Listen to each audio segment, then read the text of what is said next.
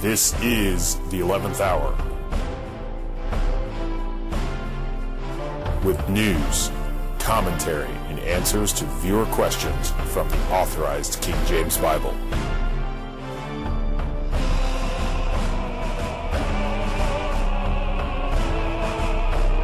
Here is Pastor Greg Miller. When you can't beat the message, then you try to take out the messenger. And that's the rule followed by all false teachers, and it's the rule being followed by the producers of Marching to Zion as they seek to undermine dispensationalism, because dispensationalists refuse to replace Israel with the church. Understanding dispensations is imperative for understanding the Bible. And by understanding dispensations, you will never confuse the church with Israel or try to replace Israel with the church. And that is why Anderson and his friends must attack dispensational theology. They need for listeners, readers, and viewers to not have sound doctrine and to not have a sound method of interpreting the Bible. This way, Anderson and others can use the scripture out of context, ignoring the intended meaning, and get away with these attacks on the nation of Israel. Well, if you can't really refute dispensationalism by using the scripture itself, then you're left to the desperate measures that we see employed by Anderson, Mars, and others in this video. And they start by going after C.I. Scofield, the editor of the Scofield Reference Bible that has been credited with popularizing dispensationalism around the world for more than a century. You know, back before the late 1800s, everybody recognized what we're talking about now. Mm-hmm. But something began to change. First with Dr. Cyrus Scofield. C.I. Scofield was a divorced man.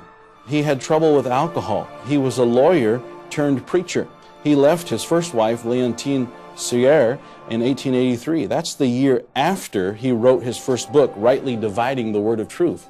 So in 1882, he writes his first book, Rightly Dividing the Word of Truth. 1883, he leaves his first wife, marries another lady, and then becomes a pastor in Texas. Very famous, very popular. Scofield's dispensational premillennial Bible was edited with financial assistance from prominent businessmen, some of which had questionable religious ties. So the supposed unpardonable sins of C.I. Scofield are that he was divorced and that he had a problem with alcohol. And based upon that, you are to believe that dispensationalism was founded by a drunken adulterer. Now, the problem with these complete misrepresentations of reality is that, number one, Scofield was taught dispensationalism and the pre-tribulation rapture, premillennialism, by other men. And these other men were not divorced, and most of them never touched alcohol. Number two, Scofield's marriage was over whenever he was saved in 1882 at the age of 36. By that time, Scofield had led a very sinful life that did involve drunkenness, but it's under the blood. You see, they don't tell you the full story. He wasn't just some slothful drinker with a failed marriage. BibleBelievers.com sums up Scofield's life before becoming a Christian with these words, quote, "He was born in Lenawee County, Michigan. He was reared in Wilson County, Tennessee, and privately educated. He fought in the Civil War from 1861 to 1865 under General Robert E. Lee. His distinguished service in the war earned him the Confederate Cross of Honor. He was admitted to the Kansas bar in 1869. He was elected to the Kansas House of Representatives, where he served for 1 year. Then President Grant appointed him U.S. Attorney for Kansas in 1873. And he worked as a lawyer in Kansas and Missouri from 1869 to 1882. And then Scofield got saved at the age of 36. No one knows exactly what had transpired by that time, but his wife sued him for divorce, and it was granted. Meanwhile, Scofield's church, which was a very Bible-believing Christian church, knew enough about the divorce to decide to go ahead and ordain Scofield into the ministry and make him an associate pastor that same year. The First Congregationalist Church of Dallas in 1883 was one of the strongest gospel-preaching, Bible-believing churches in the world. So think about that misrepresentation that you just heard from a guy named Matt First in the video clip. First doesn't mention Scofield not being saved until that year.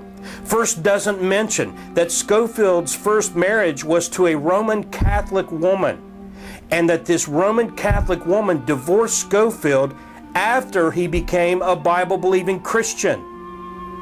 Things get interesting when you put this video to the test. For example, take this comment from Tex Mars that you heard at the beginning of the clip.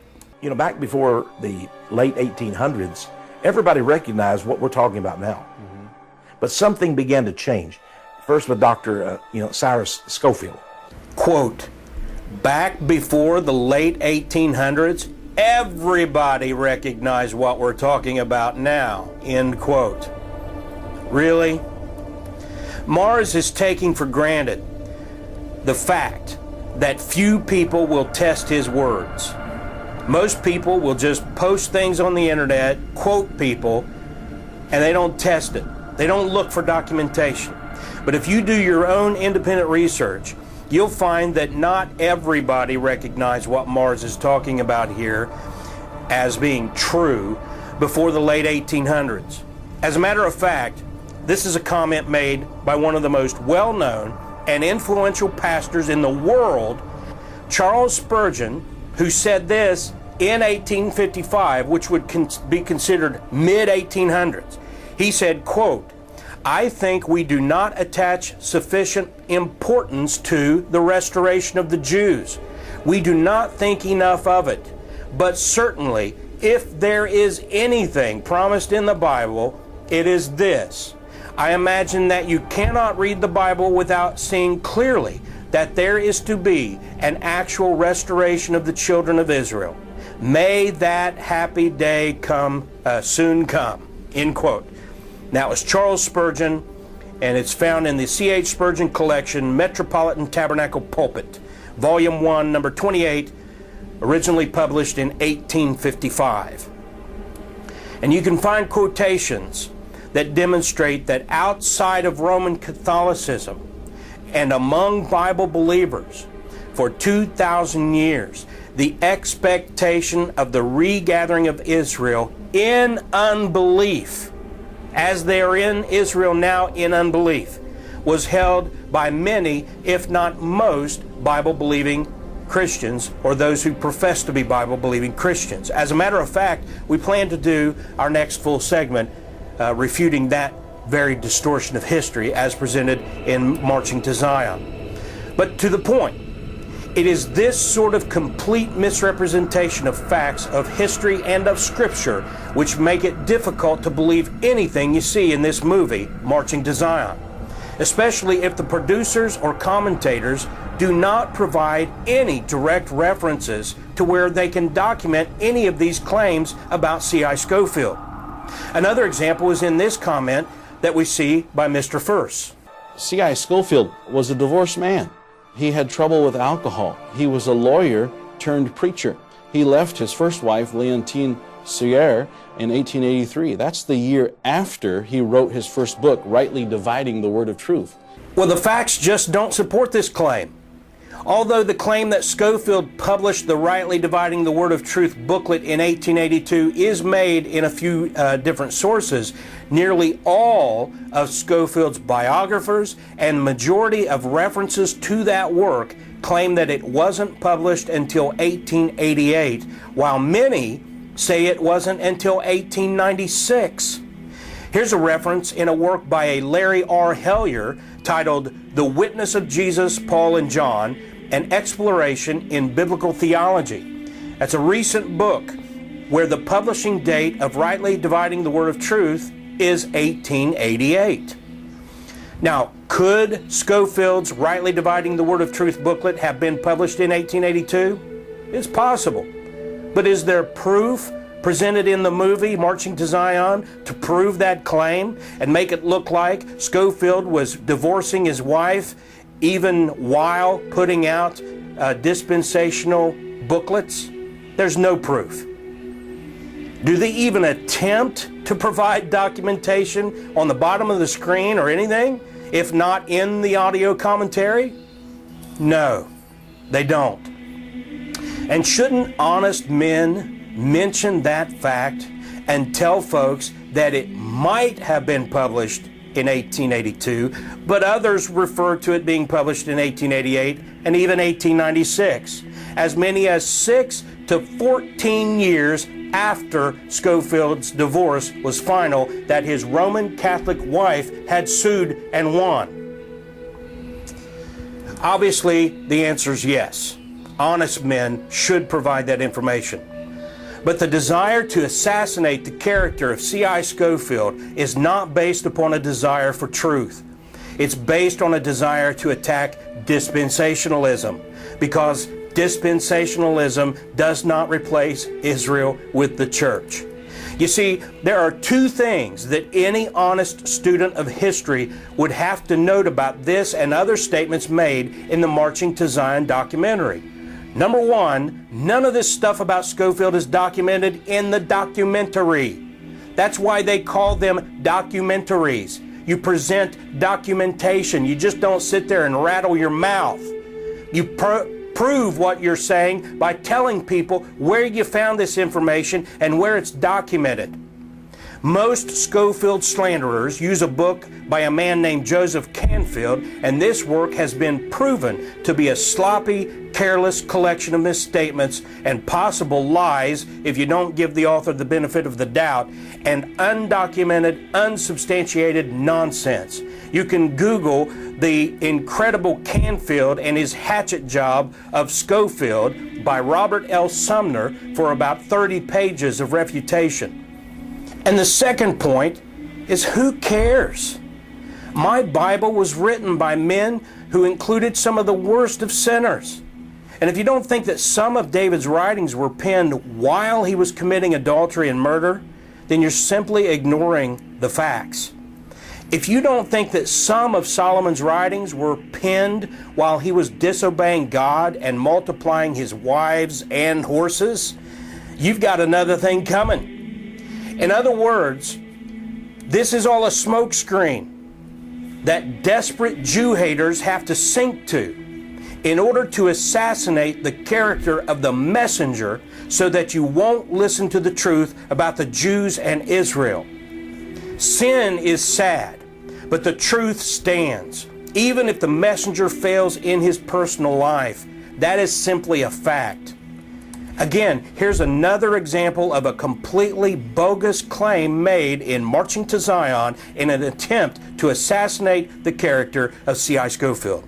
Jewish retainers who made him a member of a club called the Lotus Club, a sort of a secret society. And suddenly he had plenty of money. The Lotus Club is not a secret society. It's a private club. And for Tex Mars to make that comment, you have to question his judgment on pretty much anything comes out of his mouth. It's no more secret than your local church. It's no more secret than the Lions Club or the Rotary Club. The Lotus Club is a snooty club, I'll grant that, of elitists who love art. They weren't painters, as, you know, painting a house and painting buildings. They were artists. And they loved art, and they funded artistic work. They held art shows. This is not the Masons or the Pythagoreans. But you're given the idea that Scofield was a part of some secret clandestine group who worked to trick the stupid Christians into supporting those evil Jews who killed Jesus and want to take over the world. It's hogwash. And we could go on with more examples, and you'll see more of this in future segments. But what is most interesting about this attack on Scofield's associations is the hypocrisy. And suddenly he had plenty of money. This corrupt lawyer who had abandoned his wife and was found guilty of numerous offenses as a corrupt attorney. But Scofield was given money, and the Oxford group out of England published his Bible. Why would they take a crooked lawyer and make him the editor of a Bible? And then suddenly they had millions of dollars to promote it. With that amount of money, then the Bible took off. And it basically sealed the deal for the Jews. Here are Mars, Anderson, and others slandering Scofield for his associations and funding sources, while they work with a guy named Paul Wittenberger, whose work in the movie industry includes titles like Itty Bitty Titty Committee. That sounds like Sunday school material, doesn't it? The Beach Party at the Threshold of Hell. Is that a youth event at Paul's church? Ghost Whisperer, The Other Side. Can you say necromancy? Behaving badly. Should we talk about Steven Anderson's questionable associations, who themselves have questionable associations? Actually, the answer is no. We only bring it up to show how stupid Anderson and his friends are for bringing it up in their attempt to slander Scofield. Wasn't it bothering Paul Wittenberger to do this segment when he knows his own associations? He knows where his money's come from? It's crazy. I couldn't care less what sort of trash that the Marching to Zion producers have worked on in the past. We're focusing on refuting the false teaching and exposing the false claims in the film.